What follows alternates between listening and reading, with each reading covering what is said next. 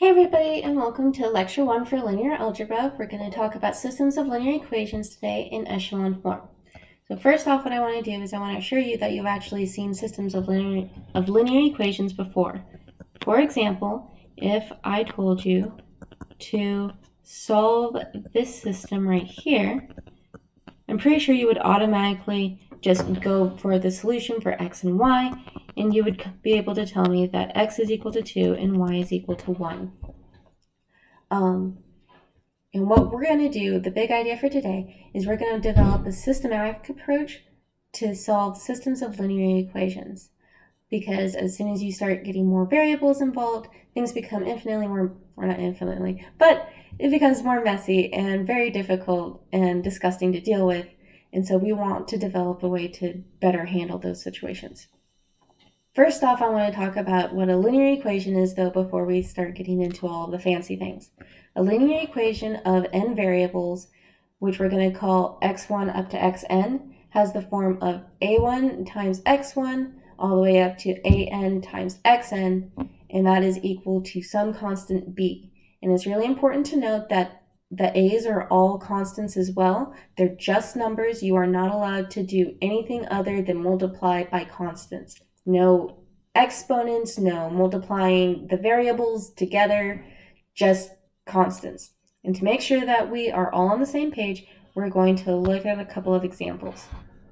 If you don't know the answers to these already, take a moment, pause the video, look at them, develop your answers, and that will give you the answers. The first equation, we have a couple of inconsistencies with our definition. Notice we have a variable here on the right-hand side and a constant here on the left-hand side. It is totally okay to rearrange this equation, which I'm going to do now. Let's go ahead and put the x4 on the left and the 7 on the right. And that's our new equation. This matches our definition perfectly. So yes, this one is linear. The next equation, we have a problem. We have x1 has been squared, and yes, you can try and rearrange it, but you're going to find that no matter if you take a square root or if you try some sort of division, you're going to end up messing up your other terms, and so it's going to end up not being linear. And then the very last one, we have e to the x1. That is not a linear term, no exponents allowed. And here we have x1 times x2. We have multiplied two of our variables together, and that is also not allowed. The other terms are fine, but those first two terms broke it. Okay, so those are linear equations. The roots of linear algebra involve systems of linear equations. So we're going to flip the page, and example 2 is a system, basically just more than one linear equation. And it's important to note that through the three equations, like this x1 and this x1 here, those are the same x1s. These x2s, these are the same x2s, and the x3s are all the same 3x3s. We don't have 7 different variables in our 3 equations because you can't solve these equations if you have 7 different variables. So that brings me to our next point is, what is a solution? So I'm going to go with the definition that goes with what I did on the first page where I said x equals 2 and y equals 1, because if you plug those into the equations, you're going to end up with 3 equals 3 and 3 equals 3. So the first way to think of it is points that make all equations true at the same time. And then a second way to think of it is geometrically. We could say that it is the intersection of lines. So if you plotted out the lines, you would see that they cross, and then this point here in the middle would be what your solution is. And I've summarized this into a very fancy definition. Number 1 corresponds with number 1 in our definition. A system of equations has a solution if there's a list of numbers, aka a point, such that x1 equals s1, just plug it in, that's what fancy speak for that, makes each equation a true statement. So they're all true at the same time. And then number 2, a system is consistent if it has a solution.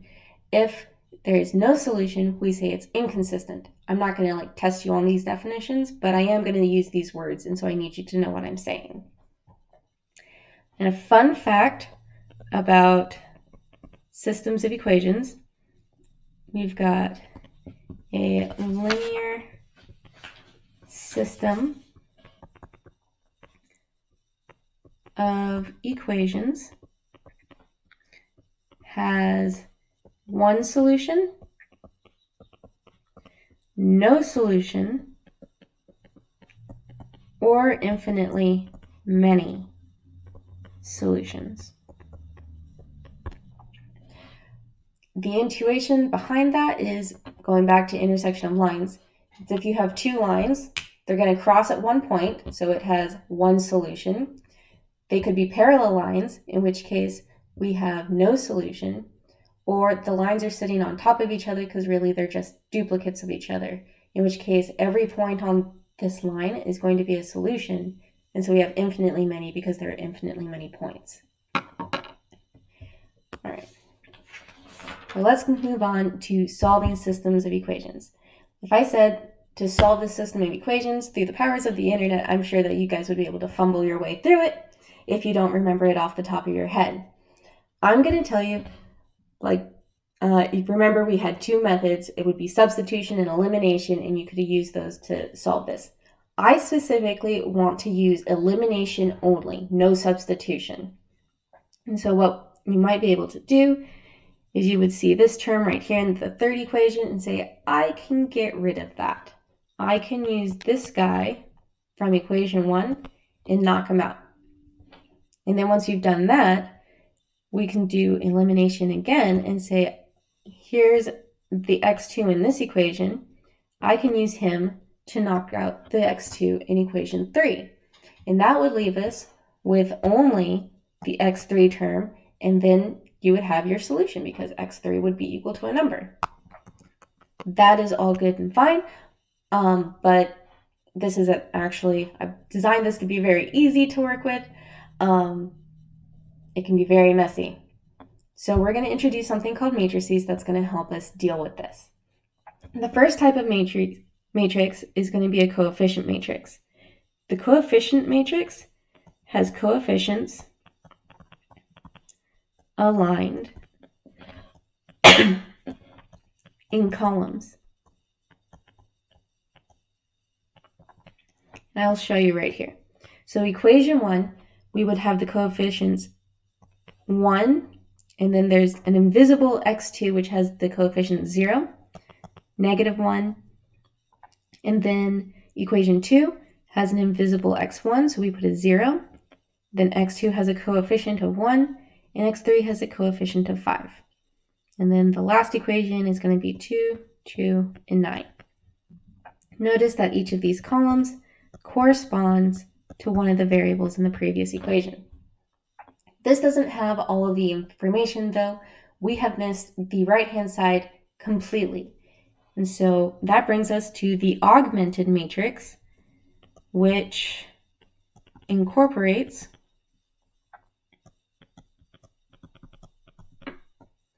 the right-hand side of the system. So this matrix is going to look very similar to the one above. It's going to have the 1, 0, -1, just like before, but now we want to indicate that we have an 8 on the right-hand side. So then same deal for equation 2. We have the same coefficients, nothing changed, but then we're going to include the -2. And then row 3 is going to have a 7. So I'm going to put this bar right here, and this bar just tells me that my matrix has been augmented. aka it includes the right-hand side. I don't think the book included this notation, but it's universally accepted notation, and if you do it, no one's going to look at you weird. Okay, and then another quick notation thing that I'm going to bring up is we've got equation 1, equation 2, and equation 3. And then row 1 is going to be denoted by R1, and row 1 corresponds to equation 1. Row 2 corresponds to equation 2.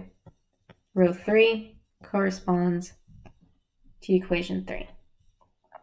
Okay, so now let's look at how we're going to actually do some elimination. Specifically, I want to show you how we can use equation 1 right here to knock out that term in equation 3.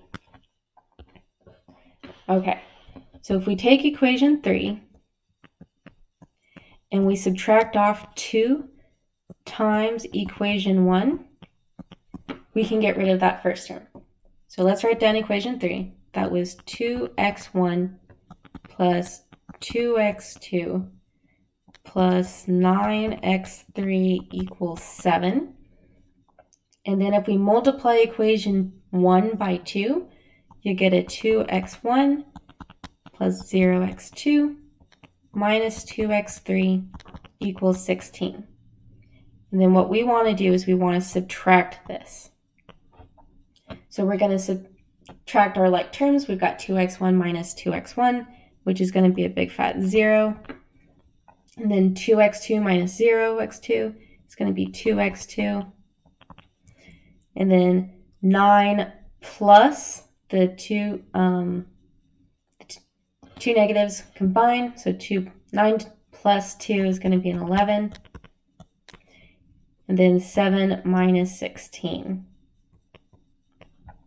And this right here is going to be the new equation 3. This can also be done with the augmented matrix. We want to do the augmented matrix because otherwise we'll lose the information here on the right-hand side. Okay, so just like before, we had equation 3 minus 2 times equation 1, but now we're going to do rows. Row 3 minus 2 times row 1. So we're going to write out row 3, which is 2, 2, 3, 7. And then we're going to multiply row 1 by 2. So that's going to be 2, 0, negative 2, 16. And we want to subtract that off from row 3. And we're going to stick in our columns. So we're going to do this first column right here. We're going to subtract those guys. 2 minus 2 is 0. 2 minus 0 is 2. 9 plus 2 is going to be 11. 7 minus 16 is negative 9. And then this guy right here is going to be the new row 3. So notice the new thing that's going to be replacing the old thing is always whatever came first, that's the guy that's getting modified, and so he gets changed. Okay. So that's how you do elimination with rows instead of equations. And in fact, we're allowed to do 3 row operations that correspond to the same 3 operations we're allowed to do on equations. Those 3 row operations are switching the order of the rows. I gave you equation 1, equation 2, and equation 3. There's no reason that equation 2 couldn't have come first and equation 1 was second. However you want to order them, doesn't matter. You are allowed to multiply a row by a non-zero scalar. So for instance, if your coefficients in your equation are fractions, we don't want to deal with that. And so you would multiply the equation by a constant to get rid of that fraction. Same thing works for the row because the row is just a shortcut version of writing the equation. And then last of all, you're allowed to add or subtract a multiple of one row from a different row. And that's what I just showed you on the previous page. So what we're going to, the big goal to do these three is not just because it's fun to push things around. We have a goal, and that is to solve the system of equations. Remember, that's what we're going for.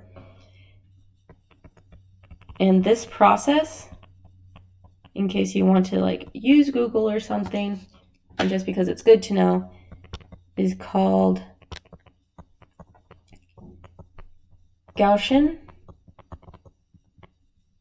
elimination.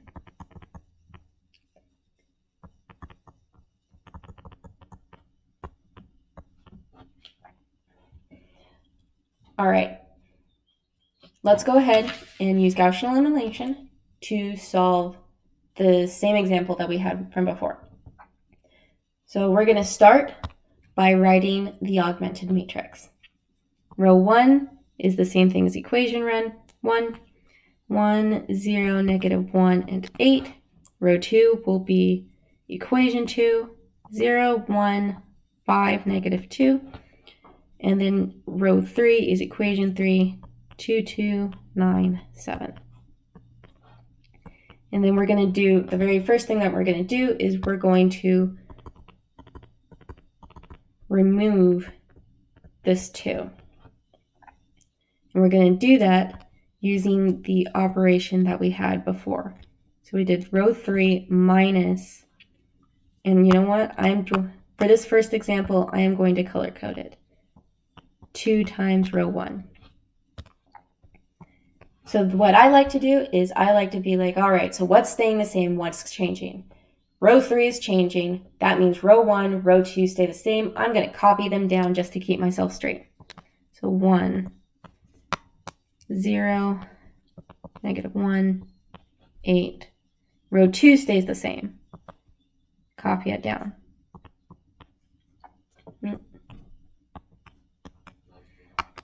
All right, so now we are ready for row 3.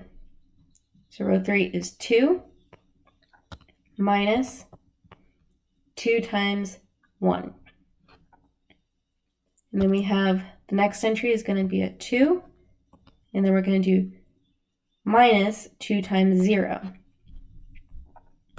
And then the last one is going to be 9. And then minus 2 times negative 1, which is just plus 2. And then we've got 7 minus 2 times 8, which is 16. And I'm going to go ahead and I'm going to write that simplified matrix for us real quick.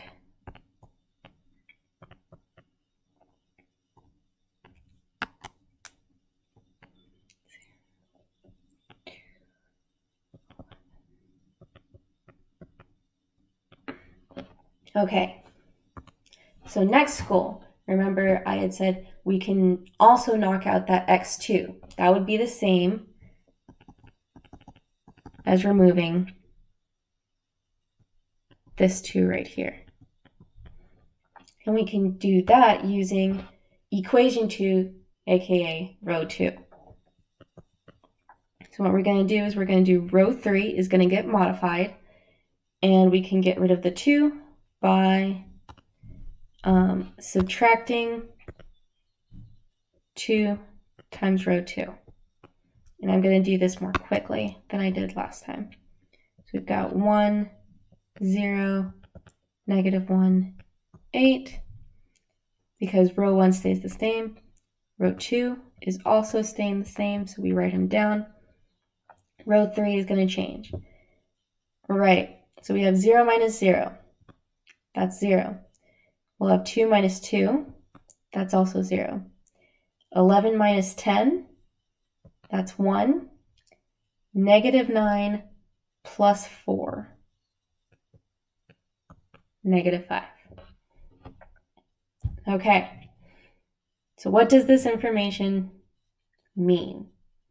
We did the elimination. We got rid of x1. We got rid of x2 in the third equation. But what does this actually mean? Let's go ahead and translate this information back into equation form. So the first, let's see, I have to look at this real fast. Okay, so we're going to do row 1 of this matrix. is going to be x1 plus minus, right? Yeah, minus x3 is equal to 8. And then row 2 is equivalent to x2 plus 5x3 equals -2. And then all we have left in row 3 is that x3 term, and that's equal to -5. Okay, now that this is the system of equations that we have, this is really easy to solve. You just plug x3 into equations 1 and 2, and you have your x1 and x2. So let's go ahead and do that real fast. So x1 minus -5 equals 8. x1 equals 3. And then we have x2 minus 25 equals -2. So x2 equals 23. All right, there you go. We used some Gaussian elimination. We got to a solution. But you know what? We could have kept using Gaussian elimination. We didn't have to stop there. Going back to here, what would have happened if we had continued trying to use Gaussian elimination but going upwards to fix things? So like if we'd gotten rid of this 5 and this 1. We can totally do that. We can keep using Gaussian elimination, and then the only thing left in row 2 would be, let me see, there we go. The only thing left in row 2 would be that one right there. And if we only had a 1 left and right there, that would be the same thing as x2 equals something, and we would have solved for x2.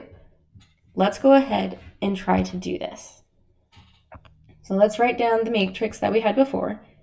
We have 1, 0, 0, 0, 1, 0, -1, 5, 1, 8, -2, -5. Okay, so that was the matrix that we had. And what I want to do now is I want to remove the 5.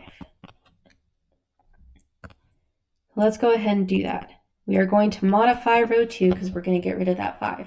We are not going to use row 1 in order to do this. If we use row 1, this guy here is going to cause a problem. He's going to modify this guy, and now we'll have essentially x1 and x2 in that equation. What we are going to do is we're going to use row 3, because remember, this is equivalent to substituting in the x3 like we did before. So if we use row 3, all we have to do is subtract off 5 times row 3, and we'll be able to get rid of that term. So same as before, we are going to copy down the things that are not changing, which would be row 1 and row 3. And then, you know what, I'll go ahead and I'll color code this one too, just to make sure we're all on the same page. Okay, so row 2 was 0, and then minus 5 times 0 is 0. And then row 3, we had a 1, and we're going to do minus 5 times 0, which is also 0. And then we have 5 in row 2, minus 5 times 1. And then over here we have -2 plus 5 times 5, which is 25. The two negatives canceled out. Always got to be careful. I make sign mistakes to this day. I wish they would stop. Okay, let's write out the simplified version of this matrix really quick.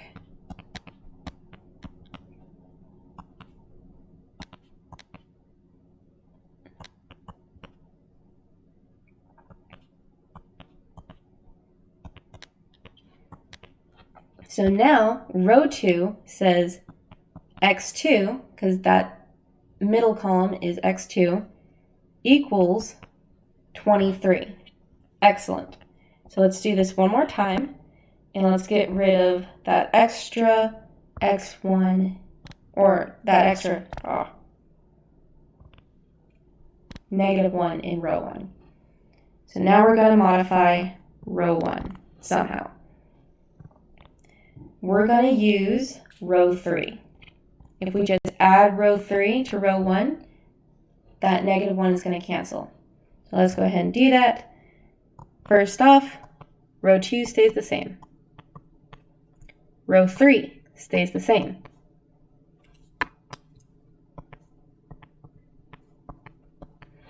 Now we're going to modify row 1. So 1 plus 0 is 1, 0 plus 0 is 0, -1 plus 1, that's going to be 0, and then 8 plus 5 is 3. So translating this matrix back into equations, we get x1 equals 3, x2 equals 23, x3 equals -5, which is the solution that we got on the previous slide. We're going to go ahead and write that down in point form. 3, 23, -5. There we go. Okay, so now that we've practiced that a little bit, notice that only thing we're left with is 1s on the diagonal. So if we can get to 1s on the diagonal and 0s everywhere else, we'll have the solution every single time. Let's go ahead, try and do it. Next example. We're going to write the augmented matrix first. So first equation is 0, 1, 4, -5. Equation 2 is 1, 3, 5, -2. Last equation is 3, 7, 7, 6. All right, I'm already upset. We have a 0 instead of a 1 in that first spot. But remember what we're allowed to do. One of the row operations that we're allowed to do is switch rows. So here we go. Switching row 1 and row 2 because I like that 1 in row 2. That's going to be 1, 3, 5, -2, and 0, 1, 4, -5, 3, 7, 7, 6. Okay, we have now switched them. I am now happy. We have a diagonal that's pretty good going on. I like it. It makes me happy. Except row 3 is not cooperating. So what we're going to do is we're going to go after that 3 first. The operation we're going to need to do that is we're going to modify row 3. We're going to subtract off 3 times row 1. So first thing, we're going to write the rows that stay the same. Row 1 stays the same. Row 2 stays the same. And then it's row 3 that's going to get changed. So 3 minus 3 is 0. And then we'll have 7 minus 9, -2. 7 minus 15, and that's going to be -8. And then 6 plus 6 is 12. Yes. Okay, looking good. Next one I want to remove is this -2. And what operation do we need to do that? If you're running behind, please pause and try and think about the operation before I tell you. We want to modify row 3 by adding 2 times row 2. Okay, so row 1 stays the same. Row 2 stays the same. Row 3 is going to change. 0 plus 0, 0. -2 plus 2, 0. -8 plus 8, 0. 12 plus 10. 2. Okay, that wasn't exactly what we were hoping for. We were hoping for a 1 right here, but we got a 0. But what does this mean? Like, specifically, what does this row mean? Let's translate it back over to normal equation speak. So we've got, this is 0 times x1 plus 0 times x2 plus 0 times x3. And that is all equal to a 2. We simplify that up a little bit. That's going to be a 0 equals 2. And hopefully you feel very uncomfortable right now because 0 doesn't equal 2. What does that mean? This can't be true. This can't happen. It's not allowed. It means no solution. Okay, so then my question is, how can we tell if an equation has a solution or not? And that's what we're going to answer in our next section. So, more definitions. Given any rectangular matrix, the first non-zero entry in a row is a leading term or entry. Again, I'm not going to quiz you on this. I just need you to know what I mean. So, for instance, in this first matrix right here, leading term, leading term, leading term. It's the first non-zero entry in each row. Okay. Flipping back. Next definition. We've got a matrix is in row echelon form if condition number 1, each leading term is to the right of the leading term in the above row. What does that mean? Okay, well, let's run off and let's find our leading terms in example 5. This is going to work much better if we have things to look at. So here we go, leading term, leading term, leading term. So number 1, we have our leading terms.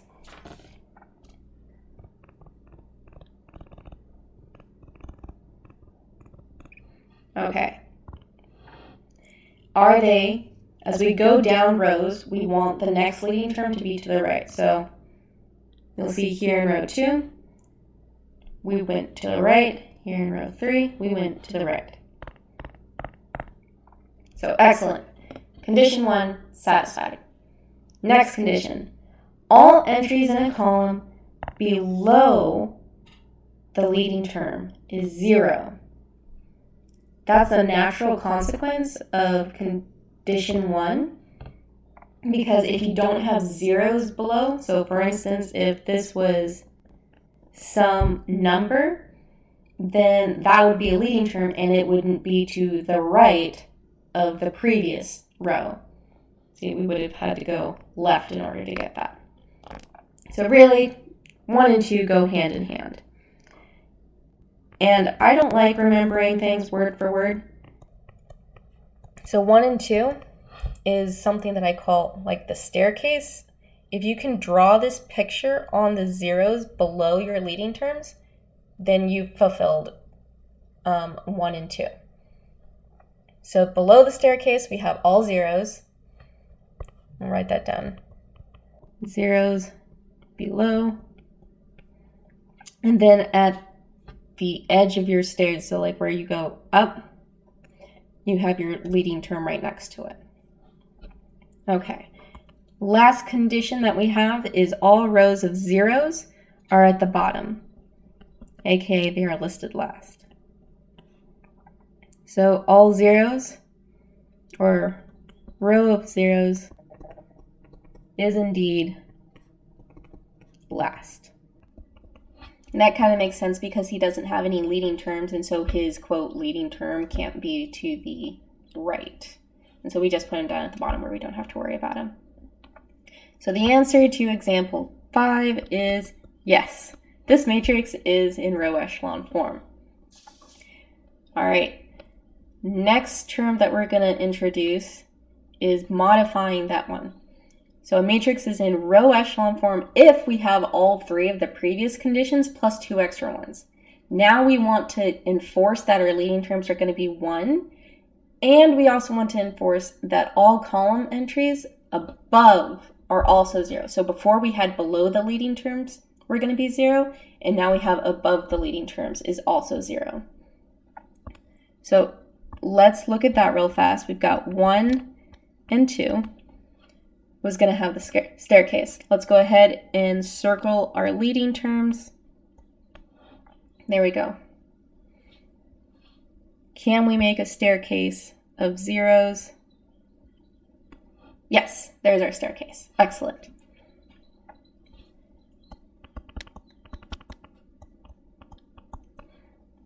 And then number 3 was our row of zeros. It is indeed last. I am happy. And now we're into our 4th condition. Leading terms are all 1s. They are indeed 1s. I already very helpfully circled that for us. And then the last condition, all column entries above the leading terms are also going to be 0. So if we go up, we're running into zeros. If we go up, we're running into zeros. So 5 above the leading terms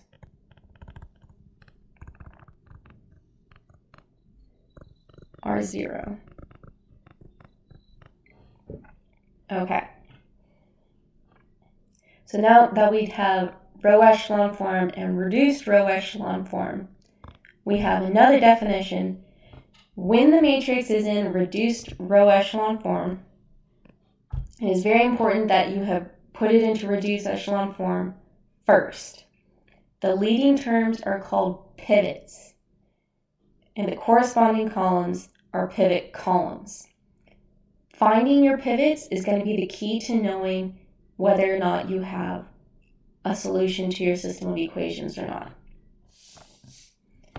Okay, so moving on, we're going to talk about how echelon form and systems of equations work together. I want to remember example 3.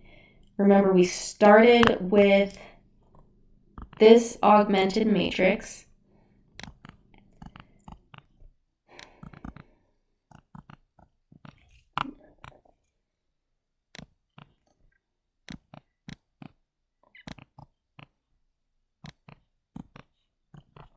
And then we were able to row reduce, and we got to here after, I believe, 2 steps. So this wasn't the final one we did. This was the first place that we stopped. Okay. I want you to take a look at this. We have a staircase. Therefore, we are in row echelon form. I'm going to circle the pivots as well. So this was row echelon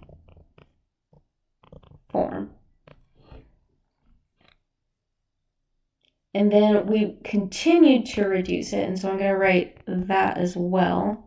We got 1, 0, 0, 0, 1, 0, 0, 0, 1. And then that was 3, 23, negative 5. And if I circle the pivots here, we've got that. Now we make our staircase. So once again, we're in row echelon form. But notice when we go up, we have zeros again. So this one is reduced row echelon form. Didn't matter which one we're in, you still have pivots in the exact same place, so it doesn't matter how far you take it, you're not going to screw yourself up by going all the way to reduced row echelon form. But notice, what can we notice about the pivots? We have a pivot in every column, in either form. That's because, or that's going to be the condition that we need in order to have a unique solution. So that brings us to theorem 1. If every column except the very last is a pivot column in an augmented matrix, then the associated linear system has exactly one solution. This is equivalent to theorem 3 in your book if you want to go and read about that a little bit more. So that's the condition that you're going to look for, is do you have pivots over here on your left-hand side and no pivots here on the right-hand side? If so, that means you're going to have a unique solution. So then let's remember example 4 when we had no solution. We're going to look at, it started at 0, 1, 3, 1, 3, 3, 4, 5, 7, -5, -2, 6. And it reduced to 1, 0, 0, 3, 1, 0, 5, 4, 0, -2, 4. Nope. -2, -5, 2. And if we circle our pivots, what do we have that we didn't have last time? The last column has a pivot. Having a pivot in the last column means you have all zeros equals not 0. That brings us to our next lemma. If the last column of an augmented matrix is a pivot column, then the associated linear system of equations has no solution. Okay, so then you might be wondering, okay, so like that 2 being there kind of messed things up. What if it wasn't a 2? What if it was a 0 over there and so it wasn't a pivot column?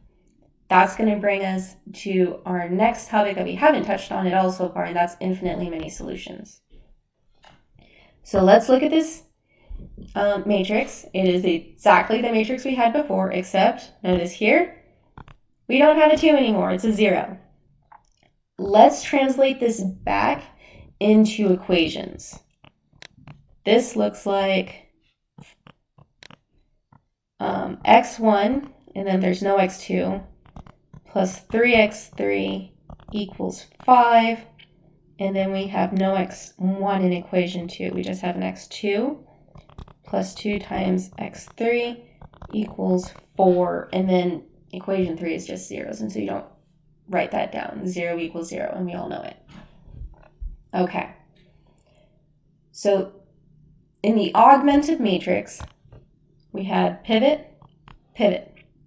And if we look at our definition, we have in the augmented matrix, variables corresponding to pivot columns are called basic variables. So that means I can take a moment and say x1 is in a column 1, which is a pivot. So that is a basic variable. x2 is also a basic variable. So if it's not a basic variable, returning to our definition, else they are called free variables. So that means x3 has no pivot, so he is free. And the way we want to solve this is we want to solve basic variables in terms of the free variables. For instance, this system up here, we would solve that by saying x1 is equal to 5 minus 3x3. x2 is equal to 4 minus 2x3. So our basic variables are in terms of our free variables. Our x3 was free. There we go. This is one of the times when mathematicians name things very aptly. We have x3 is free to be anything he wants, which means how many solutions do we have for this? Well, x3 can be infinitely many things. Therefore, we have infinitely many solutions. The restrictions are that x1 has, based off whatever you pick for x3, x1 can only be a certain value and x2 can only be a certain value. That's why they're basic. They are not free. They cannot be whatever they want. They depend on what our free variable is, which is x3.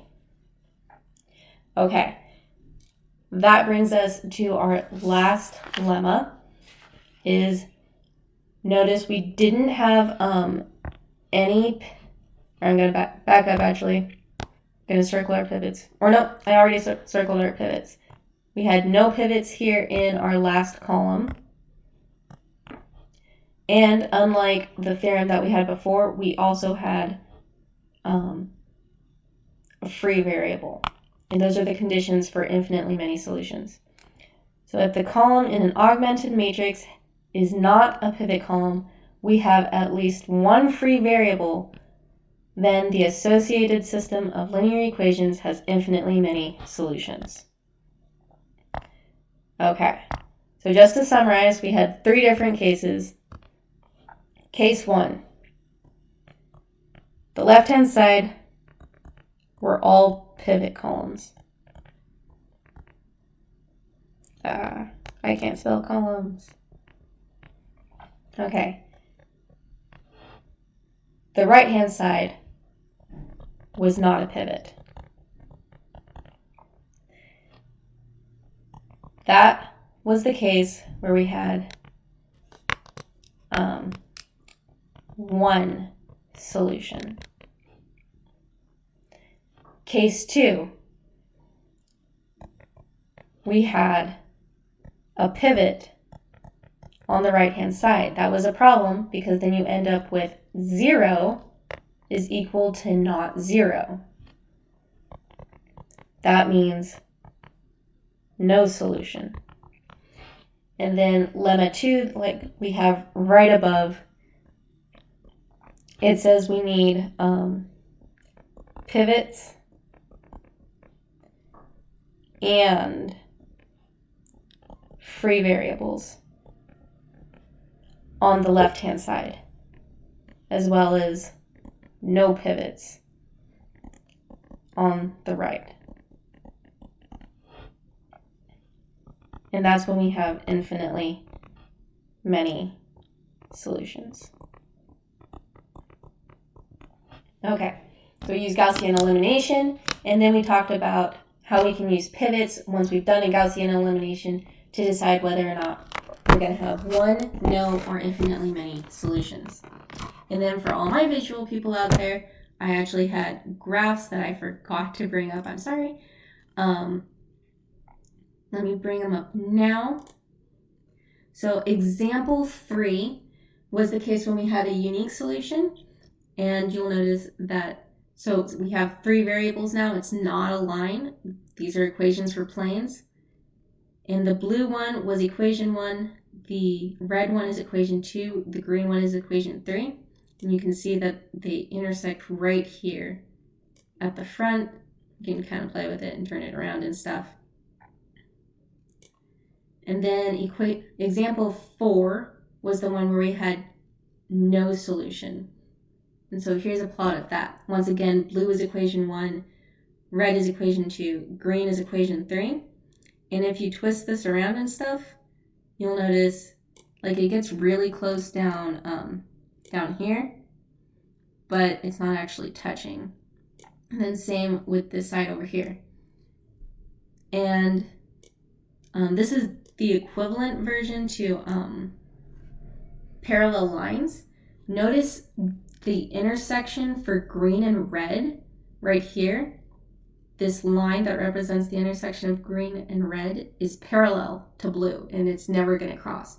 That means whenever red and green agree, they can't agree with blue. And then same thing for like blue and red.